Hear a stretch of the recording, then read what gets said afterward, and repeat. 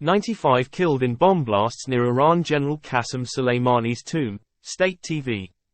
At least 95 people have been killed by two bomb explosions near the tomb of Iranian General Qasem Soleimani on the 4th anniversary of his assassination by the US, Iran's state media report. Scores of others were wounded when the blasts hit a procession near the Saheb al-Zaman mosque in the city of Kerman. Videos showed bodies on a road and ambulances rushing to the scene. Iran's supreme leader, Ayatollah Ali Khamenei, vowed the terrorist attack would be met with a harsh response. There were no immediate claims from any groups for what is believed to have been the deadliest such attack in Iran in 42 years. The number of dead had initially been reported as 103, but Iran's health minister said some names were accidentally registered twice. Suspicion may fall on Arab separatists and Sunni jihadist groups like Islamic State, IS, who have carried out attacks on civilians and security forces in the country in recent years. Soleimani was seen as the most powerful figure in Iran after the supreme leader before he was killed in a US drone strike in neighboring Iraq in 2020. Wednesday's attack comes amid heightened tensions in the region after the deputy leader of the Iran-backed Palestinian group, Hamas, was killed in an apparent Israeli drone strike in Lebanon.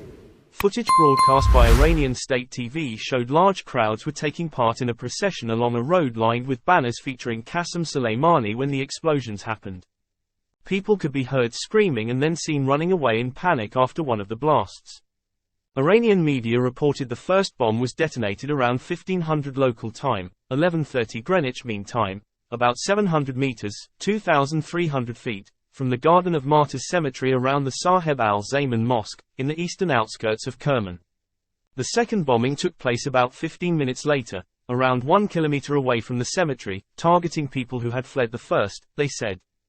Kerman province's governor told state news agency IRNA that both blasts happened outside security checkpoints and that authorities were sure they were caused by bombs. But he said it was not yet clear whether they were detonated remotely or by suicide attackers. The hardline Tasnim news agency, which is affiliated with Iran's Revolutionary Guards, earlier cited sources as saying that two bags carrying bomb were apparently detonated by remote control. We were walking towards the cemetery when a car suddenly stopped behind us and the waste bin containing a bomb exploded, a witness was quoted by ISNA news agency as saying. We only heard the sound of the explosion and saw people falling. Iran's health minister, Bahram Elahi, said as well as the 95 killed, 211 people were wounded by the blasts, with 27 in a critical condition. The Iranian Red Crescent said the dead included at least one paramedic who was sent to the scene of the first explosion and was hit by the second. Interior Minister Ahmad Vahid said the second blast killed and wounded the most people, and that an investigation had been launched to determine who was behind the attack. On Wednesday evening, Ayatollah Ali Khamenei issued a statement expressing his condolences to the families of those killed. The evil and criminal enemies of the Iranian nation once again created a disaster and martyred a large number of dear people in Kerman, he said. Be it those with innocents' blood on their hands or those corrupt minds that led to this atrocity, they will be met with firm crackdown and fair punishment, commencing immediately, he added. They should know that this disaster will have a harsh response, God willing. President Ibrahim Raisi called the bombings a cowardly act, carried out by Iran-hating criminals and the henchmen of terror and darkness. The former British ambassador to Iran, Rob McCare, told the BBC that it was not clear who was behind the bombings. There are clearly opposition groups who have the ability, albeit quite constrained, to carry out violent attacks, he said. I don't think they are regime-threatening attacks, but it will certainly raise the temperature. UN Secretary-General Antonio Guterres strongly condemned the attack and expressed his deep condolences to the bereaved families and the people and the government of Iran, his spokesman said. The EU said it condemned the bombing, in the strongest terms, and expressed its solidarity with the Iranian people, while Russian President Vladimir Putin called the attack shocking in its cruelty and cynicism. The leader of Lebanon's Hezbollah movement, a powerful armed group that like Hamas is backed by Iran, said the victims were martyrs who died on the same road, cause and battle that was led by Soleimani.